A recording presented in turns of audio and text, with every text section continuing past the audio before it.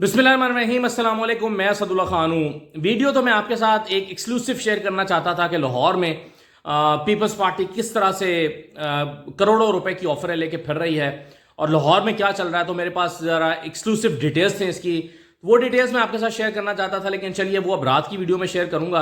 अभी आज चूँकि सारा दिन जो है वो आज़म खान के बयान पर गुजरा है, तो आज़म खान के इस बयान के बहुत सारे पहलू हैं, उस पर बात करना बड़ा ज़रूरी है।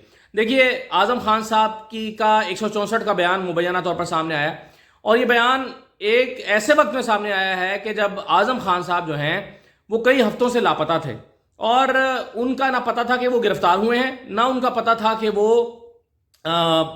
गिरफ्तार किए गए हैं, ना पता था कि वो हिरासत में लिए गए हैं। आज़म खान का आज भी पता नहीं है कि वो कहाँ थे, लेकिन उनका 164 का बयान सामने आ गया है।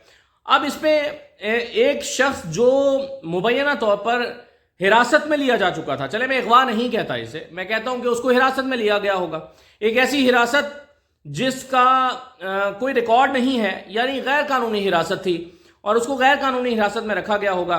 और उसी गैर कानूनी हिरासत में एक ऐसी हिरासत जिसका पता नहीं है कि वो किसके पास है, उसमें कैसे मुमकिन है कि दबाव ना डाला गया हो। क्योंकि किसी शख्स को जब उसका पता ही नहीं है कि वो कहाँ है, तो ये कैसे मुमकिन है कि उस पर मर्जी के बयान लेने के लिए उस पर दबाव ना डाला जा रहा हो। और देखिए, कई हफ्ते लगे उससे ये बयान लेने के लिए और आज भी बहुत ही ढिठाई के साथ हमारी हुकूमत ये बयान दे रही है कि वो तो अपने घर पे मौजूद थे जी, वो तो कहीं गुमशुदा थे ही नहीं और हुकूमत के बयान आपस में नहीं मिल रहे। राना सनाउल्लाह कुछ और कह रहे हैं, इस्लामाबाद पुलिस कुछ और कह रही है। और ऐसी सूरत हाल में कि जब ये बयान सामने आया है तो हमें अब भी पता नहीं है कि आज़म खान साहब का ये बयान उनका अपना है या नहीं है। बस हमें यह पता चला कि 164 का बयान उन्होंने रिकॉर्ड करवाया। अच्छा, इस पर आने से पहले मैं आपको वैसे एक और खबर दे दूं और फिर मैं ज़रा आज़म खान पे बात करता हूं और उनके बयान पे। देखें, एक खबर यह आई है कि इमरान खान वज़ीराबाद हमला केस के शरीक मुलजिम तैयब भट्ट की ज़मानत मंजूर कर ली गई है और 5 लाख रुपए के ज़मानती मचलकों के एवज उसको रिहा कर दिया गया है। अब ये वो केस है जिसमें इमरान खान एक FIR दर्ज कराना चाहते थे और उनकी FIR दर्ज नहीं हुई थी और एक शख्स जो मरकजी मुलजिम था, उसके अलावा कुछ शरीक मुलजिमान भी थे। तो यहाँ पर जो शरीक मुलजिम था तैयब भट्ट, उसको, यानी इतना हाई प्रोफाइल केस है लेकिन ज़मानत हो गई है और ये लाहौर हाई कोर्ट की जस्टिस आलिया नीलम और जस्टिस शहराम हैं, उनके रूबरू ये मामला था और मियाँ दाऊद एडवोकेट साहब हैं, उन्होंने ये दलाइल दिए थे और मियाँ दाऊद एडवोकेट ही मरकजी मुलजिम जो है इस केस में जिसमें इमरान खान पर हमला किया था, उसके वकील भी हैं। तो मुबारक हो, ये ज़मानत हो गई है इमरान खान के, FIR नहीं हुई, ज़मानत हो गई है। अच्छा, अब आ जाइए ज़रा साइफर के मामले पर। इस्लामाबाद पुलिस ये कहती है कि सीनियर अफसर आज़म खान गुमशुदगी का मामला, इस्लामाबाद कैपिटल पुलिस आज़म खान की गुमशुदगी के हवाले से कानूनी कार्रवाई अमल में लाएगी। दरख्वास्त दहिंदा मुतल्लिका थाने से राब्ता करे ताकि कानूनी कार्रवाई की जा सके। आज़म खान के हवाले से किसी के पास कोई भी इतला हो तो पुकार 15 पर इतला दें। अच्छा, अभी ये आज़म साहब की जो है वो गुमशुदगी इस्लामाबाद पुलिस कह रही है कि किसी के पास कोई इतला है तो वो दे दे, लेकिन उनका अमल में लाया जाएगा और दरख्वास्त दहिंदा जो है वो थाने में दरख्वास्त तो दे।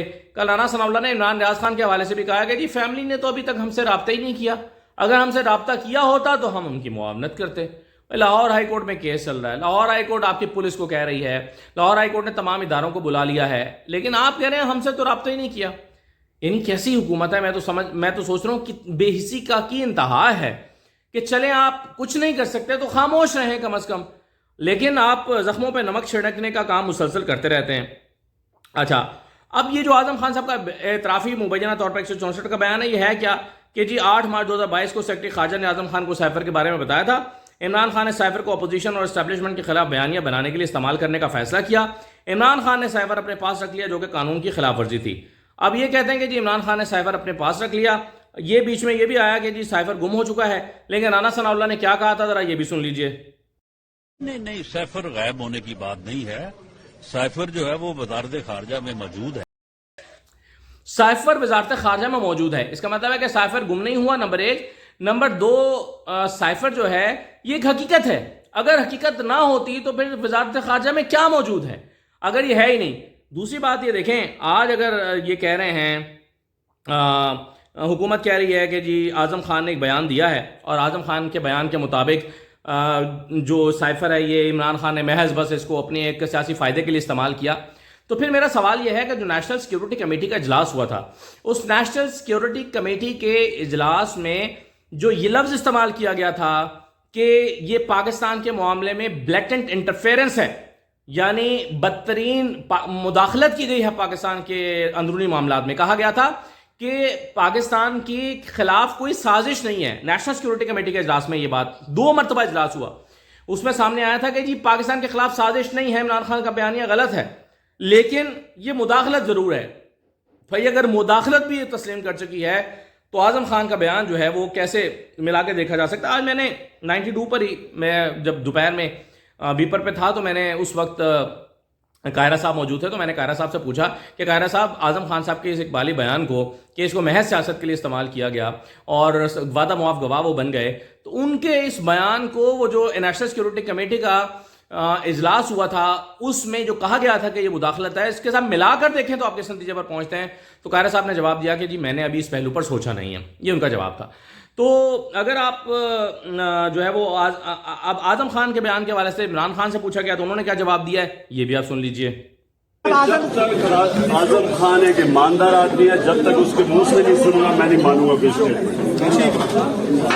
عمران خان نے کہا کہ اعظم خان ایک ایماندار آدمی ہے، جب تک میں اس کے منہ سے نہیں سنوں گا میں نہیں مانوں گا. یعنی انہیں یقین ہی نہیں ہے کہ اعظم خان جو ہے وہ 164 کا بیان دے سکتا ہے. اب ایک سابق ایڈوکیٹ جنرل ہیں اسلام آباد کے جہانگیر خان جدون، پرسوں انہوں نے غالباً اپنے عہدے سے استعفیٰ دیا ہے.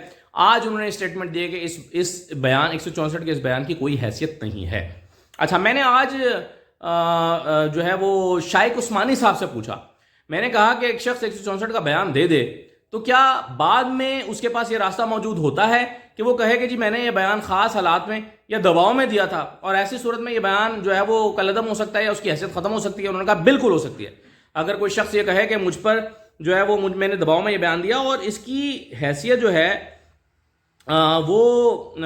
اس کی حیثیت کیا ہے، یہ ذرا آپ کو میں ایک تراشا دکھا رہا ہوں اخبار کا. اخباری تراشے میں آپ اسحاق ڈار صاحب کا حدیبیہ پیپر ملز میں نواز شریف کے خلاف اعترافی بیان دیکھ رہے ہیں، اور یہ 164 کا بیان ہے جو کہ اسحاق ڈار نے حدیبیہ پیپر ملز کیس میں نواز شریف کے خلاف دیا تھا. لیکن بعد میں آ کر وہ مکر گئے تھے اور انہوں نے کہا تھا کہ جی یہ جو بیان ہے یہ بیان میں نے مخصوص حالات میں دیا تھا اور مجھ سے زبردستی کا لیا گیا بیان ہے، اور اس کے بعد پھر جو ہے اس بیان کی کوئی حیثیت نہیں رہی تھی. تو اسحاق ڈار صاحب جو وعدہ معاف گواہ ماضی میں بن چکے ہیں ان کی یہ حالت ہے. اچھا، حماد صاحب کو دیکھ لیں، وہ کہہ رہے ہیں کہ we again demand the chief justice to hold an independent investigation into the cipher issue.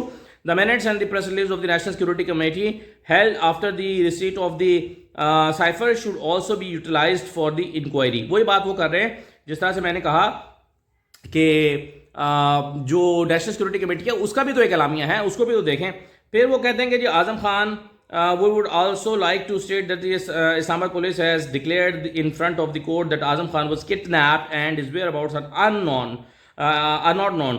The individuals that now suddenly claim to be attributing statements to him should be investigated immediately. تو بندے کا پتہ ہی نہیں ہے کہ وہ کہاں ہے، ابھی تک بھی پتہ نہیں ہے کہ وہ کہاں ہے. تو اس کے سے منسوب ایک بیان میڈیا کو جاری کر دیا گیا کہ جی یہ ان کا 164 کا بیان ہے، لیکن بندہ کہاں ہے اور کہاں رہا ہے اتنے ہفتوں سے یہ کوئی پتہ نہیں ہے. اس پر تحریک انصاف نے بھی جو ہے نا، اچھا یہ ہمیں پتہ نہیں ہے اور پولیس اپنا بیان جاری کر رہی ہے، لیکن جو رانا ثناء اللہ صاحب فرما رہے ہیں کہ اعظم خان نے بتایا کہ وہ اپنے دوست کے گھر پر تھے، یعنی وہ خود کہیں چھپے ہوئے تھے. سبحان اللہ، خود وہ چھپے ہوئے تھے اور جب وہ منظر عام پر آئے ہیں یا ان کا بیان منظر عام پر آیا تو ڈائریکٹ وعدہ معاف گواہ بن گئے، یعنی ان سے کسی کا رابطہ ہی نہیں ہے. بھائی جھوٹ بولو تو اس طریقے سے تو بولو کہ کچھ سمجھ تو آئے کہ یہ اس کا کوئی سر یا پیر ہے.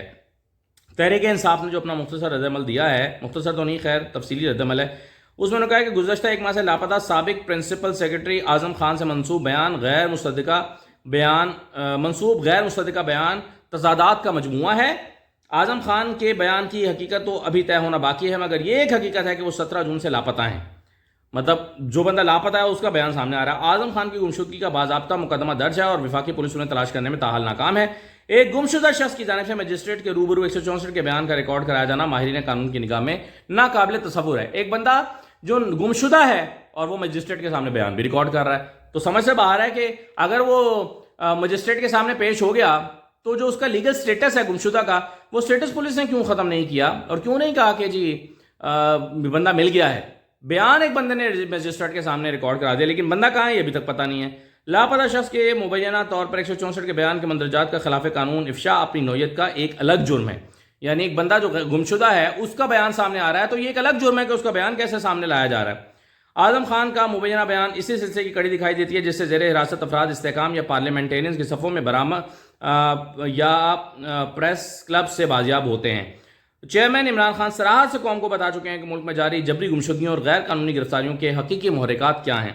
چیئرمین عمران خان قوم کو آگاہ کر چکے ہیں کہ انہیں سیاست سے باہر کرنے کے لیے جب طاقت اور جبر کے بیان پر وعدہ معاف گواہ تیار کرنے، ہاں یہ بڑی امپورٹنٹ بات ہے۔ عمران خان نے پہلے چند دن پہلے کہہ دیا تھا کہ بھائی میرے خلاف وعدہ معاف گواہ تیار کیے جا رہے ہیں اور آپ دیکھیں گے کہ جلد وہ وعدہ معاف گواہ سامنے لائے جائیں گے، اور اب دیکھ رہے ہیں آپ کے وعدہ معاف گواہ جو ہیں وہ سامنے آنا شروع ہو گئے ہیں، اور اعظم خان جو ہے ان میں سے ایک ہے۔ اب آ جائیے اس بات پہ کہ اس کی ضرورت کیوں محسوس ہوئی اور اس سے کیا امپیکٹ آئے گا یا کیا فرق پڑے گا۔ تو دیکھیں اب پچھلے 1.5 سال میں حالات اتنے بدل گئے ہیں اور اتنے تبدیل ہو گئے ہیں کہ آج الیکشن کا موضوع یہ سائفر نہیں رہا۔ آج الیکشن ہوتے ہیں تو لوگوں کے پاس اور بہت سارے موضوعات ہیں۔ مہنگائی موضوع ہے، جبری گمشدگیاں موضوع ہے، لوگوں کو کی گرفتاریاں موضوع ہے، 10,000 سے زیادہ لوگ گرفتار کیے گئے، عورتوں کو گرفتار کیا گیا، یہ الیکشن کا ایک موضوع ہے۔ اور جس طرح سے آئینی اور غیر قانونی چیزیں کی گئیں یہ ایک موضوع ہے، اکانومی کا ستیہ ناش کرنا یہ ایک موضوع ہے۔ تو لوگوں کے پاس اتنے موضوعات ہیں الیکشن کے لیے کہ سائفر اس کی امپورٹنس نہیں ہے۔ یعنی سائفر 1.5 سال پہلے کی کہانی تھی، ختم ہو چکی، پولیٹیکلی میں بات کر رہا ہوں، یعنی سیاسی طور پر اس کا امپیکٹ عوام میں ختم ہو چکا ہے، اور اب آج اگر اس امپیکٹ کو آپ زندہ کرنے کی کوشش کریں گے تو یہ ہوگا نہیں، کیونکہ لوگوں کے نزدیک ایشوز اب کچھ اور ہیں۔ آج اگر عمران خان کی مخالف سیاسی جماعتیں اس سائفر کو بنیاد بنا کر کوئی سیاسی فائدہ اٹھانا چاہتی ہیں تو میرا خیال ہے اس ایشو سے وہ کوئی فائدہ نہیں اٹھا سکتی اور نہیں ثابت کر سکتی کہ یہ سائفر نہیں ہے، کیونکہ سائفر موجود ہے اور سائفر ایک حقیقت ہے، اور سائفر کے وہ سائفر ہی ہے نا جس کا رانا ثناء اللہ نے کہا تھا کہ وہ وزارت خارجہ میں موجود ہے، اور یہ سائفر ہی ہے جس کے بارے میں یہ کہا گیا تھا کہ یہ پاکستان کے معاملات میں، اندرونی معاملات میں ایک کھلی مداخلت ہے۔ تو یہ سائفر ہی تو تھا، تو سائفر تو ایگزسٹ کرتا ہے، تو پھر یہ جو بیان مبینہ بیان 164 کا چل رہا ہے اعظم خان صاحب کا، اس بیان کی کیا حیثیت ہے، یہ اہم سوال ہے۔ تو میرا خیال ہے ایک اور کوشش کی گئی عمران خان کو کارنر کرنے کی۔ ہاں اس کے کچھ لیگل پہلو بھی ہیں، اگر عمران خان کے خلاف کچھ سیکرٹ ایکٹ کے حوالے سے کارروائی کرنی ہے کہ عمران خان نے سیکرٹ ایکٹ کی خلاف ورزی کی ہے، تو اس میں اس بیان کو استعمال کیا جا سکتا ہے عمران خان کو سزا دلوانے کے لیے اور عمران خان کو مزید مشکل میں ڈالنے کے لیے۔ تو میرا خیال ہے اس کے علاوہ کوئی پولیٹیکل امپیکٹ اس کا نہیں ہے۔ ہاں اگر عمران خان کے خلاف قانونی چارہ جوئی کے لیے کوئی محاذ بنائے گئے ہیں، جیسے آپ جانتے ہیں ایک توشہ خانہ کا محاذ آلریڈی ہے، ایک کوئی جعلی نکاح کا محاذ کھولا گیا ہے، ایک ان کے خلاف دہشت گردی کے مقدمات ہیں، قتل کے ہیں، اقدام قتل کے ہیں، اس کے ساتھ ساتھ اب یہ سیکرٹ ایکٹ کی خلاف ورزی کا محاذ بھی اگر کھولنا چاہتے ہیں، اور اس وجہ سے یہ جو نکالا گیا ہے، یہ اقبالی بیان نکالا گیا ہے، تو یہ شاید اس کا کوئی پہلو ہو سکتا ہے جو عمران خان کے خلاف استعمال کرنا ہو، ادروائز اس کی کوئی اہمیت معلوم نہیں ہوتی۔ رانا ثناء اللہ اینڈ کمپنی کی یہ بھی کوشش بیکار جائے گی۔ اجازت دیجیے، اللہ حافظ۔